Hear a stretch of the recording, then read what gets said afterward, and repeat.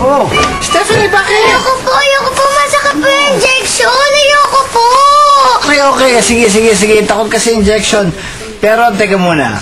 Puppet ba? Gusto mo, puppets? Opo. Pero sa injection, takot ka. Ay, naku, madali lang yan. Kung matatakot dyan, sandali lang, ha? Puppets! Ayan! Ayan, buddy. Ano na po yung puppet na pinagawa niyo sa akin? Okay, tulungan mo ko. Okay, kids!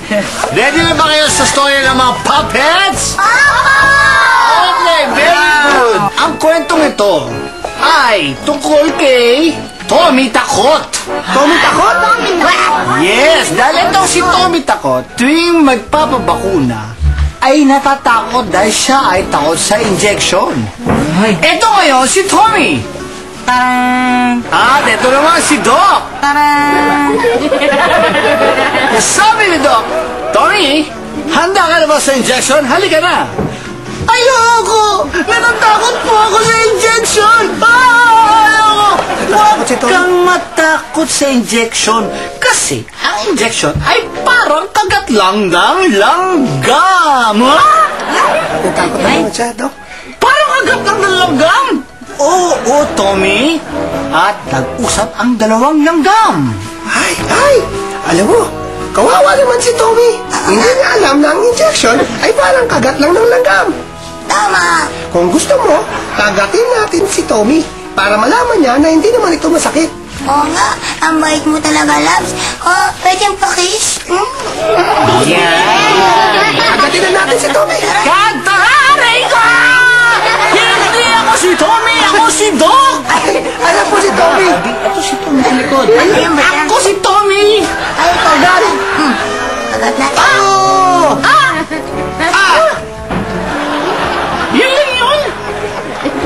Oh, Tommy, masakit ba? Hindi siya masakit. Parang nakagat lang ng langgam. Hindi na ako natatakot sa injection. So, Doc, gusto ko naman pa-injection. Yay! Oh, ready na ba kayo magpa-injection? Yes, Okay, mauna ka na.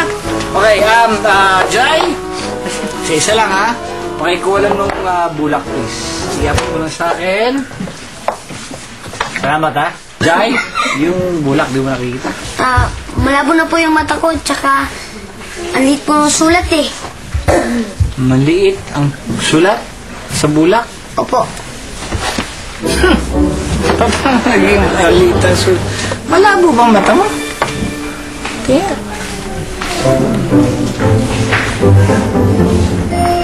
Oh, parang wala naman diferensya ang mata mo.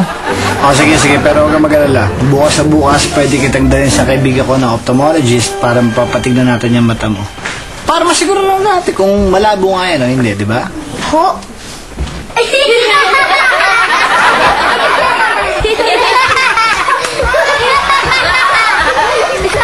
buddy, sila ang nyo?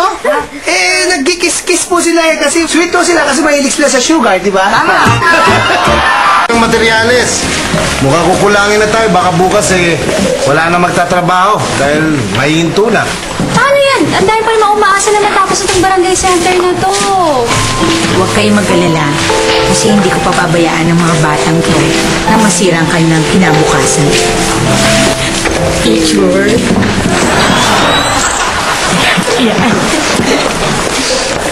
At kausap ko si Mr. Huhang dahil ibibigay niya na rin yung check sa akin. Naku! Maraming salamat sa concern ninyo sa mga bata. Siguro loves na loves kayo ng mga anak nyo.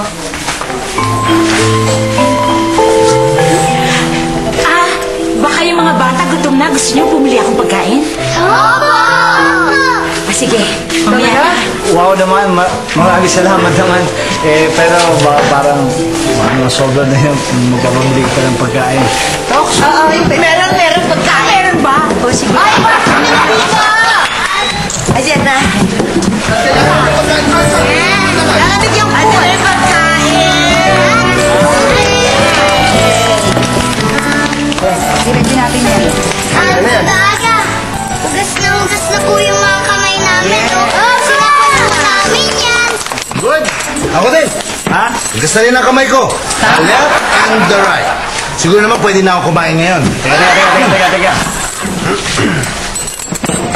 Yung biniling ko sa inyo na dadalhin ninyo, dala niyo ba? Opo, toothbrush. Ginagamit bago kumain at pagkatapos kumain para hindi masira ang ngipin. Very good. Majoret, meron ka bang dalang toothbrush? Wala eh. Wala ako dalang toothbrush. Ano ibig sabihin? Hindi na naman kami pwede kumain ni Buddy? May toothbrush po ako. Nagugas po ako ng kamay. May toothbrush ka? Opo. Kakain ka? Ikaw. Ako hindi. Ay, wala akong toothbrush. Halika, usap tayo. Usap tayo doon. Halika ulit. Nilaglag mo na naman ako eh. Bakit hindi mo man lamang sinabi sa akin na kailangan pala ng toothbrush para makakain? Hindi na nga ako nakakain nung una. Alam mo yun, di ba? So ngayon, hindi na naman ako makakakain. Hindi ko sinabi. Anong gagawin ko dito? Gagawin kong toothpick? Kids, inom muna kayo, ha? Ayan. Ay, thank you po, Lola. Ano yung mga drawing ninyo? Ako, Lola. Puno. Wow, ang ganda naman! Thank you po, Lola. At ako po, San. Wow, beautiful! Oy, ang galing din! Thank you po, Lola. Ano yan? Teka, wanted sa pulis to ah. Ha? Teka, dadalhin ko sa pulis. Sumali. Sige, Bronson. Drawing ka lang dyan. Mamaya. Yeah. Malabo na yung mata mo? Oo, kaya di ako makabasa noon. Mataas na yung grado ng mata ko eh. Ha? Kaya malinaw na ang tingin ko ngayon. Talaga? Ay, nag-text ang mami ko. Oh, basahin mo nga to. Ha? Jai, may problema ba? Akala ko ba maayos na yung paningin mo? Ba't ka naman tumabasahin na text mo? Hindi naman to sa akin. Tsaka dudo ba talaga kayo na hindi malabo mata ko? Hindi ako sinungaling. Jai! Jai! Ay!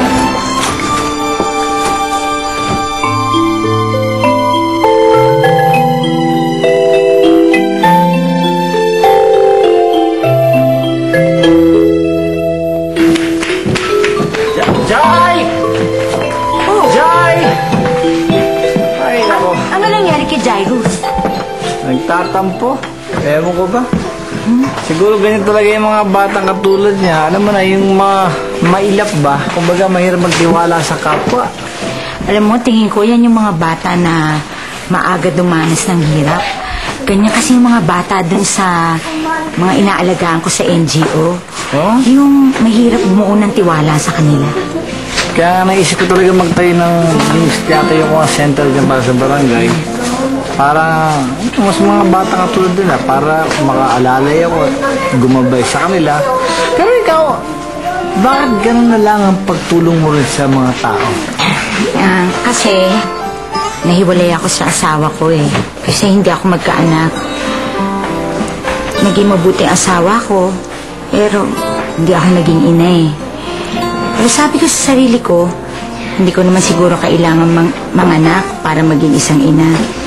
Ayun, nag-NGO ako at saka nag-concentrate ako dun sa mga bata para makatikim naman sila ng kalinga ng isang ina.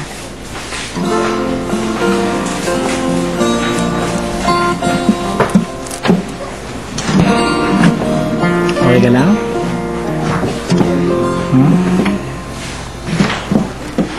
Ka lang. Sige. Pwede picture. Ito na yan. Ayusin mo ang mga sinis ng buhay mo.